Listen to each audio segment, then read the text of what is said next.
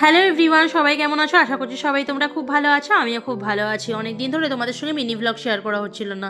তো আজকে দেখো চলে গিয়েছিলাম রিলায়েন্স স্মার্ট বাজারে। বর, আমি আর মেয়ে মিলে। মেয়ে এখানে আসতে ভীষণ পছন্দ করে।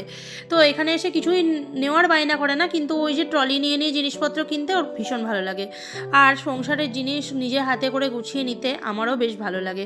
তাই বরের সঙ্গে আমিও চলে আসি। আগে বর একাই আসতো নিতে, এখন আমি আসি, কারণ কোনটা লাগবে না লাগবে বাড়ি থেকে লিস্ট করে নিয়ে আসি, সেই বুঝে মানে পছন্দ করে জিনিস নিয়ে যাই।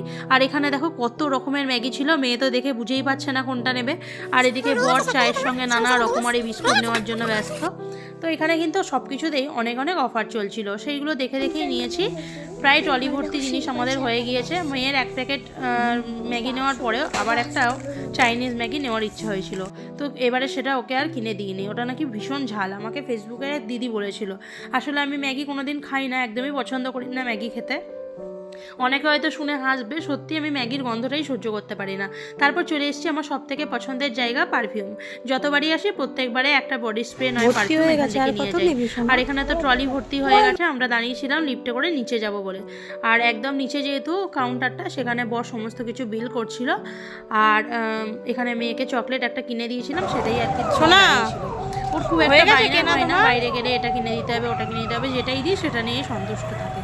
তো এখানে তোমাদেরকে দেখিয়ে দিলাম আমাদের স্মার্ট বাজারটা কীরকম।